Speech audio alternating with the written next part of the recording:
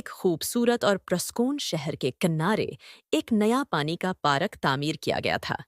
इस पार्क का नाम नीलम वाटर पार्क था। नीलम वाटर पार्क बच्चों और बड़ों के लिए एक जन्नत की मानिंद था, जहां हर तरफ पानी की नहरें, बड़े बड़े स्लाइड्स और पानी के फव्वारे थे। शहर के लोग बेताबी से इस पार्क के खुलने का इंतजार कर रहे थे।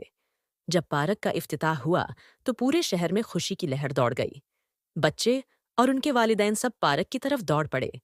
पार्क के अंदर दाखिल होते ही एक अजीब व गरीब एहसास था। ऐसा लगता था जैसे कोई जादुई दुनिया हो जहां हर कोई खुश हो।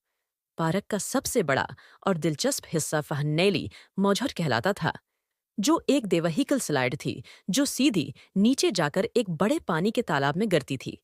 बच्चे इस स्लाइड पर बार बार जाते, चीखें मारते और हंसते। नीलम वाटर पार्क की एक और खासियत पानी की नहरें थीं, जिनमें छोटे छोटे कश्ती नमा टायर्स पर बैठकर बच्चे पानी की सैर करते थे। एक दिन पार्क में एक वाकया हुआ जिसने सबको हैरान कर दिया। एक छोटा बच्चा, जिसका नाम अलियम था, अपने दोस्तों के साथ पार्क आया था। अली ने पहली बार पानी के पार्क का तजुर्बा किया था और वो बहुत खुश था। लेकिन जैसे ही वो नैली मौज स्लाइड के करीब पहुंचा, उसे डर लगने लगा।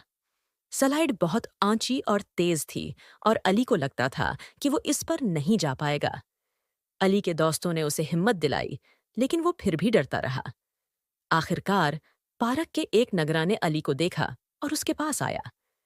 नगरा ने अली से कहा, डरना ठीक है, लेकिन कभी कभी हमें अपने खौफ का सामना करना पड़ता है। मैं तुम्हारे साथ हूं। अगर तुम चाहो तो हम ये स्लाइड एक साथ कर सकते हैं। अली ने हिम्मत जमा की और नगरा के साथ स्लाइड पर बैठ गया।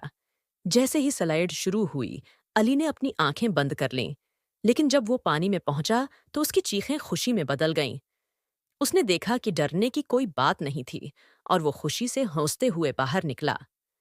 इस दिन के बाद अली पानी के पार्क में हर वक्त जाने लगा और नैली मौज स्लाइड उसकी पसंदीदा बन गई। उसने सीखा कि कभी-कभी हमारे खौफ सिर्फ हमारे दिमाग की पैदावार होते हैं,